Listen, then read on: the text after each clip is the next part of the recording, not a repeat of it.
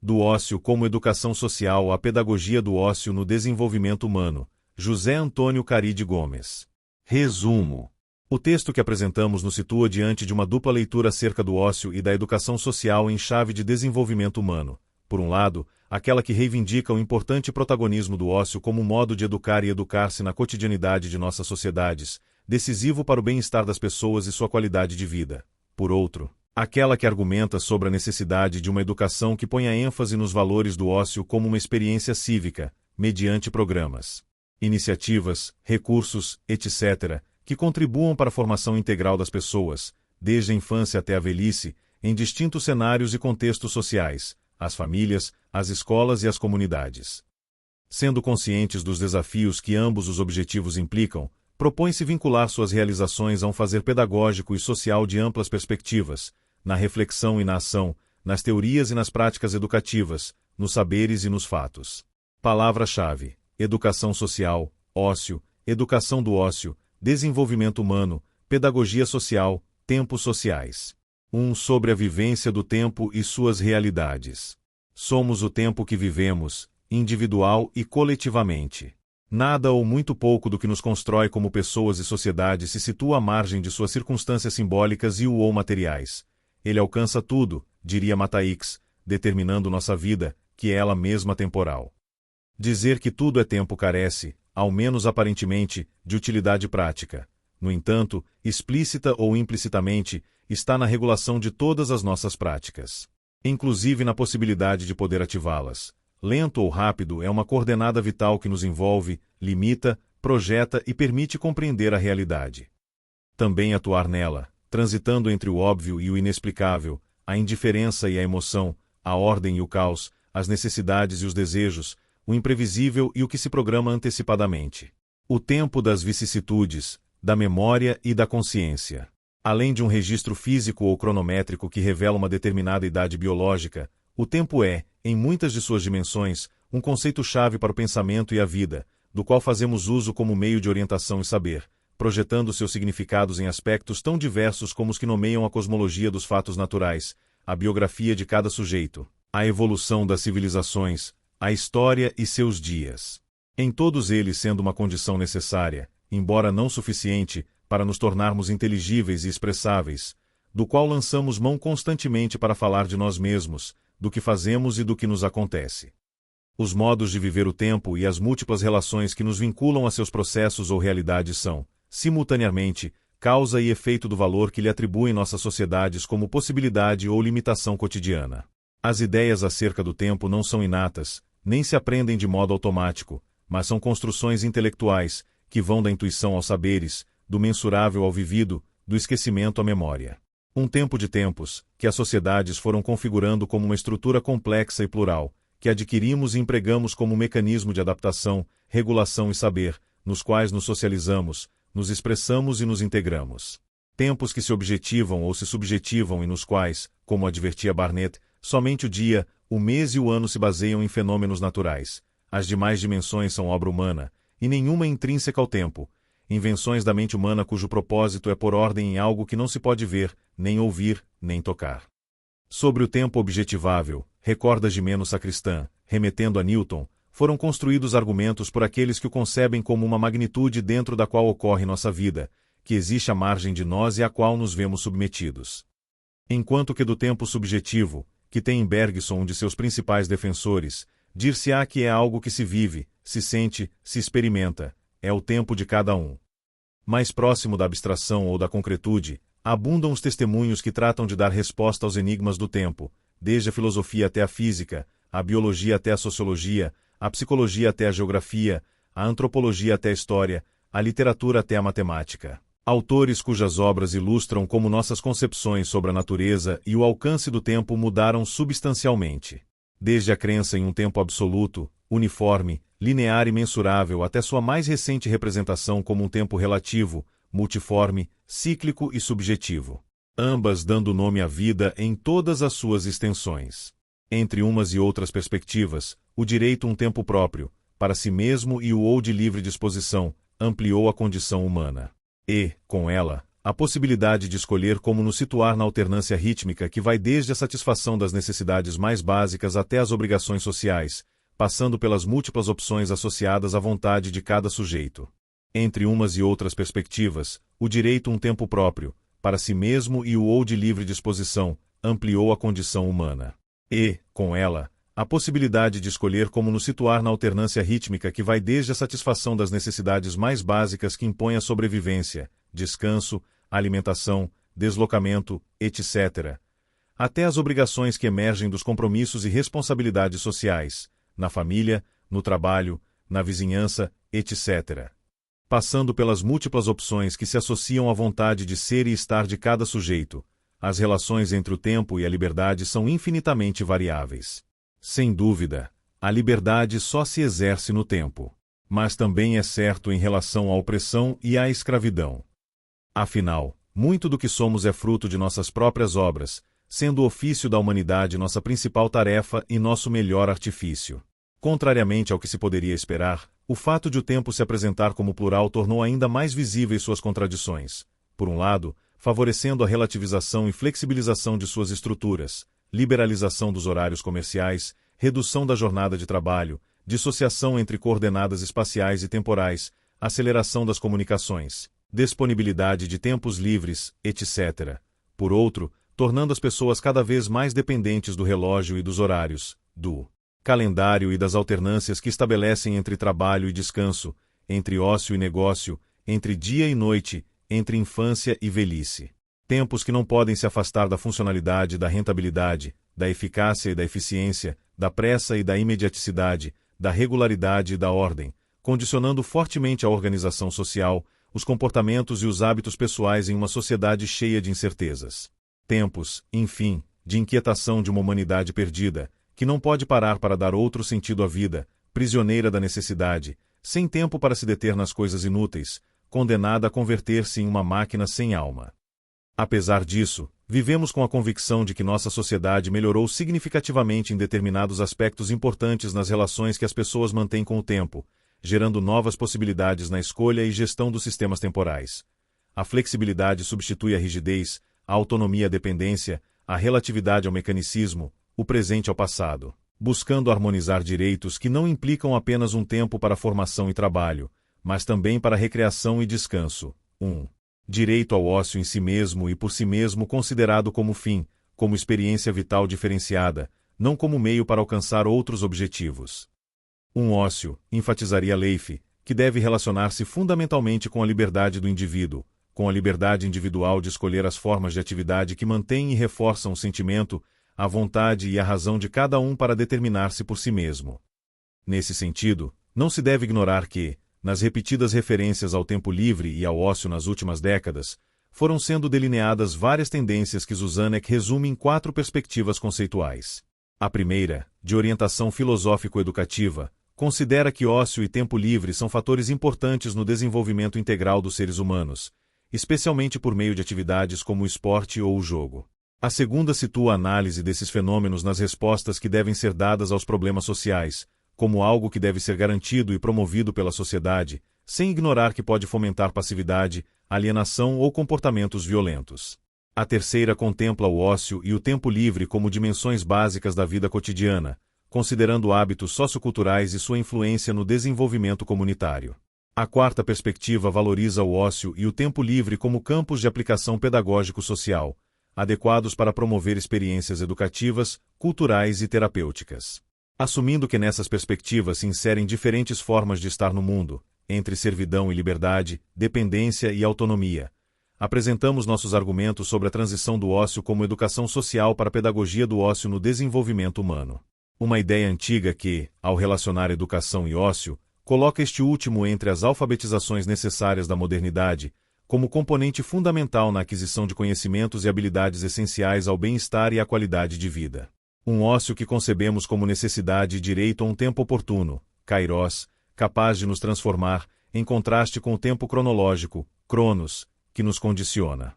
Duas temporalidades que precisamos reconciliar para recuperar o sentido da vida, entre o previsível e o extraordinário, entre o herdado e o criado. Como já foi analisado, o tempo livre e sua vivência como ócio, necessidade e direito já reconhecidos desde o Renascimento, participam desse desejo de melhorar a autorrealização dos indivíduos e seus estilos de vida. A maioria das interpretações sobre o ócio foi antecipada por Dumas Edier, que o definiu como um conjunto de atividades às quais o indivíduo se dedica voluntariamente, seja para descansar, divertir-se ou desenvolver-se pessoalmente após libertar-se de suas obrigações. Segundo ele, o ócio cumpre 3 funções básicas: descanso, liberação da fadiga; diversão, liberação do tédio; desenvolvimento, ampliação do conhecimento e das capacidades. 2. O valor do ócio como um quefazer educativo, inerente ao desenvolvimento humano. Na verdade, mais do que um tempo, o ócio são oportunidades para ativar e desenvolver, em todas as suas faculdades, a experiência humana, e, com elas, ainda em situações de crise como as que nos afetam, a ocasião de nos situarmos diante de um amplo e diversificado conjunto de iniciativas que vão muito além da simples ocupação de um tempo excedente, do descanso, da recreação, ou da diversão tranquila, como costuma aparecer nos dicionários. Por isso, diante das ideias mais convencionais de ócio, centradas na passividade do sujeito, ganham cada vez mais sentido aquelas que reforçam sua implicação e atividade, desde a infância até a velhice, em experiências e vivências valiosas para o desenvolvimento livre e satisfatório de cada pessoa, com sentido em si mesmas. Uma área de experiência, um recurso de desenvolvimento, uma fonte de saúde e prevenção de doenças físicas e psíquicas, um direito humano que parte de ter cobertas as condições básicas de vida, um indicador de qualidade de vida e um potencial econômico. Do ponto de vista pessoal, o ócio pode ser tudo isso, mas, além disso, requer uma tomada de consciência. Viver o ócio é ser consciente da não obrigatoriedade e da finalidade não utilitária de uma ação externa ou interna, tendo escolhido essa ação em função da satisfação íntima que proporciona. Não é, de modo algum, a ausência de tudo, a fuga, o não estar em parte alguma. É vivência e consciência, ação e contemplação. O ócio implica valores, subjetividade e vivências, assim como autonomia e capacidade de decisão das pessoas sobre o que desejam realizar em seu tempo livre. Portanto, não haverá um tempo livre que se transforme em ócio se não houver, no sentido amplo do termo, homens e mulheres livres, já que a ideia ou o sentimento de liberdade de escolha é um requisito irrenunciável do ócio, que convoca o discurso teórico-prático da ética e da educação, tal como ocorre em toda prática social que pretende ser qualitativamente significativa para as pessoas e sua autorrealização. Sendo o ócio uma forma de expressar o kairós, um espaço-tempo oportuno, propício à serenidade, com o qual enfrentar a síndrome da pressa, suas práticas terão pleno sentido na medida em que sejam coerentes com os direitos a uma cidadania ativa, responsável e crítica, afastada do que frequentemente se associa ao consumo ou a práticas que perpetuam desigualdades. Cabe dizer que uma das características mais significativas do ócio atual não reside tanto em sua expansão acelerada, mas na passagem de sua vivência espontânea à sua excessiva programação, organização e institucionalização. Ou seja, no fato de que, além de se constituir como ideal filosófico, canaliza suas iniciativas para comportamentos e valores vinculados aos esquemas de produção, distribuição e consumo da economia global que sustenta o neoliberalismo. Como foi assinalado, qualquer análise atual do ócio começa com a natureza do capitalismo global, já que nenhuma economia escapa ao mercado mundial e às suas estratégias, convertendo o ócio em um negócio global. O setor do turismo internacional é um exemplo claro: uso intensivo de recursos, centralização de capital e exploração de mão de obra local. À medida que o ócio se transforma em negócio, acentuando desigualdades, torna-se urgente situar seus debates no centro das preocupações sociais, incluindo modelos de desenvolvimento, estilos de vida e justiça social. Essas questões influenciam não apenas mercados e finanças, mas também aspectos íntimos da vida, como saúde, cultura, esporte e valores. Em uma sociedade ativa 24 horas por dia, essa concepção do ócio torna-se um ponto de partida inevitável, também para sua educação ao longo de toda a vida.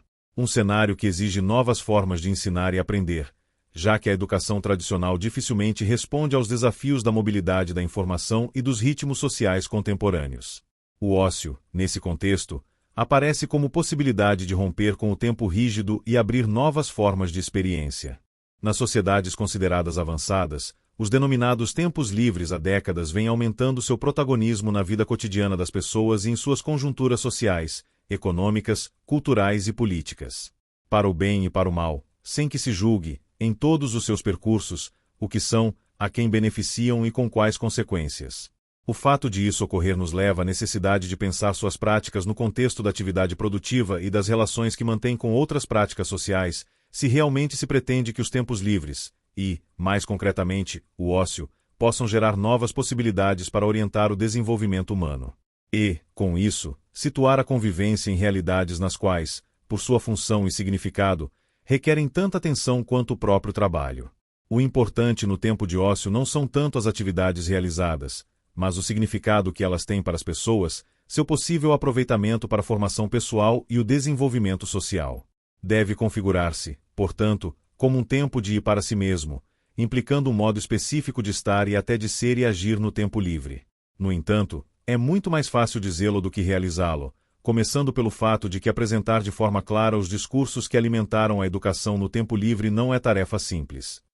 Nesse sentido, é interessante observar as referências da Carta Internacional para a Educação do Ócio, que define o ócio como uma área específica da experiência humana, com benefícios próprios, entre eles: liberdade de escolha, criatividade, satisfação, prazer, maior felicidade. Além disso, inclui formas de expressão física, intelectual, social, artística e espiritual. A educação do ócio deve facilitar o desenvolvimento de valores, atitudes, conhecimentos e habilidades, permitindo experiências de qualidade, livres, autônomas e satisfatórias, ampliando interesses e promovendo criatividade.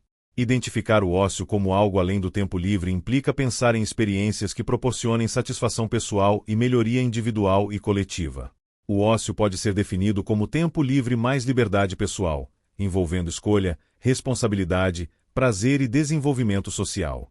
Para que exista ócio, são necessárias duas condições: atividades voluntárias, ausência de finalidade lucrativa. Valorizar a liberdade implica considerar o ócio como um fim em si mesmo, com sentido próprio. O ócio manifesta-se em diferentes dimensões: lúdica, jogo, esporte, recreação, criativa, expressão artística e cultural, festiva comunitária, identidade social e cultural, ambiental, contato com a natureza, solidária, ajuda ao próximo e compromisso social. Essas dimensões mostram a importância do ócio nas sociedades contemporâneas, exigindo novas competências, políticas e práticas educativas. 3. Do ócio como necessidade e direito no bem-estar das pessoas e sua qualidade de vida. Que o ócio e o tempo livre sejam considerados suportes fundamentais do bem-estar social dos indivíduos e um fator intrínseco à qualidade de vida de todas as sociedades incide significativamente em sua consideração como uma necessidade e um direito social, tanto que se introduz um conceito novo de cidadania que amplia e democratiza esferas da vida social e pessoal que antes estavam reservadas a certos estratos de idade, de sexo ou de condição socioeconômica. Como necessidade, o tempo livre e o ócio são inseparáveis do bem-estar físico, psíquico e social, repercutindo em aspectos essenciais da vida humana como a saúde, a identidade pessoal ou a integração social. Nele se satisfazem exigências de descanso, cultivo intelectual e moral, fortalecimento da autoestima, adaptação social, interação com o meio, recreação, cooperação e solidariedade. O ócio representa um indicador direto ou indireto da qualidade de vida. Como direito, o ócio e o tempo livre são uma conquista histórica, resultado de lutas sociais e avanços nas políticas públicas. A cidadania atual não pode ser compreendida sem o direito ao tempo livre e ao ócio como bens essenciais a proteger e promover ao longo da vida. O ócio é reconhecido como um direito humano básico, comparável à saúde, educação e trabalho, exigindo condições mínimas como segurança, renda, educação e justiça social. Conciliar liberdade e organização social do tempo é uma tarefa central da educação do ócio, assim como garantir igualdade de oportunidades. Caso contrário, corre-se o risco de ampliar desigualdades sociais, mesmo sob a ideia de universalização do ócio. A expansão do tempo livre nem sempre corresponde a uma melhoria real, pois historicamente as jornadas de trabalho variaram muito, e apenas na sociedade industrial se consolidaram padrões longos de trabalho. A educação do ócio deve articular-se com a educação permanente, promovendo aprendizagem ao longo da vida, criatividade, autonomia, responsabilidade social. No entanto, o aumento do tempo livre não elimina desigualdades, que continuam a depender de fatores como gênero, classe social, educação e contexto. O ócio também está ligado à indústria cultural e ao consumo, podendo transformar-se em atividade produtiva e mercantilizada.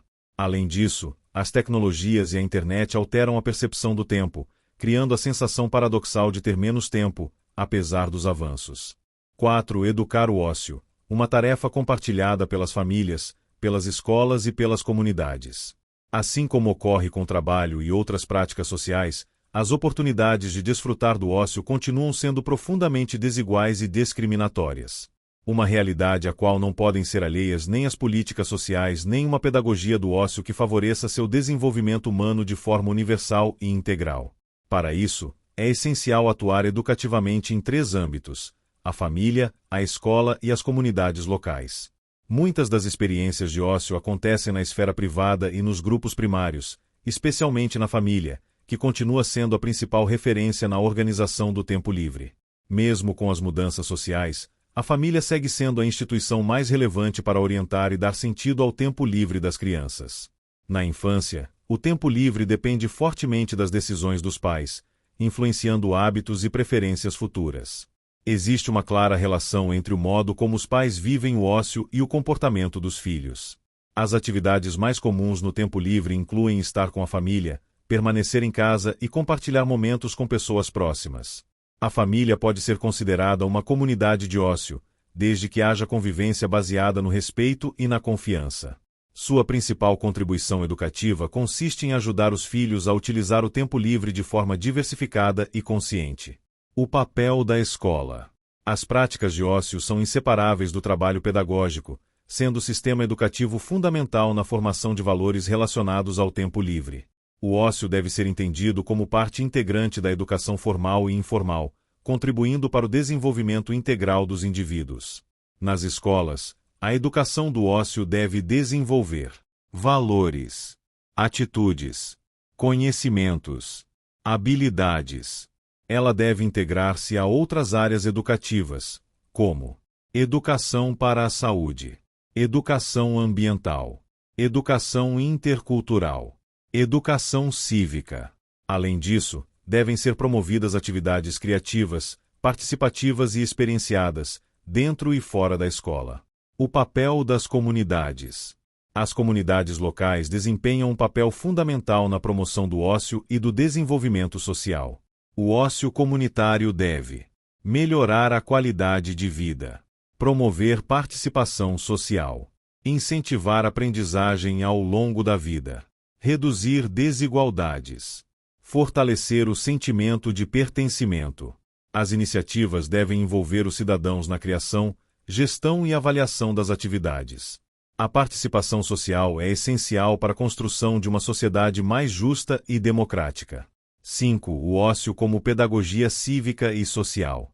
O ócio possui uma dimensão pedagógica clara, sendo um direito que pode ser ensinado. A pedagogia do ócio propõe uma educação específica para o tempo livre, baseada na liberdade e na autonomia. Seu objetivo é desenvolver novos aprendizados, estimular criatividade, promover participação social, melhorar a convivência. Essa pedagogia implica investigação sobre o uso do tempo, desenvolvimento de práticas educativas, formação para viver o ócio ao longo da vida. Trata-se de construir uma nova cultura do ócio, baseada em autorrealização, compromisso social, solidariedade, responsabilidade cívica. Conclusão. A capacidade de desenvolver programas de educação do ócio depende, sobretudo, da concepção que se tem do próprio ócio. Do ponto de vista experiencial, o ócio é um espaço de desenvolvimento humano baseado em liberdade, prazer, sentido. Essa combinação torna essencial promover experiências significativas de ócio ao longo da vida. Conclui-se que a educação do ócio deve garantir liberdade, equidade, participação social, como base para a formação de cidadãos conscientes, capazes de contribuir para uma sociedade mais justa e para o desenvolvimento humano de todos.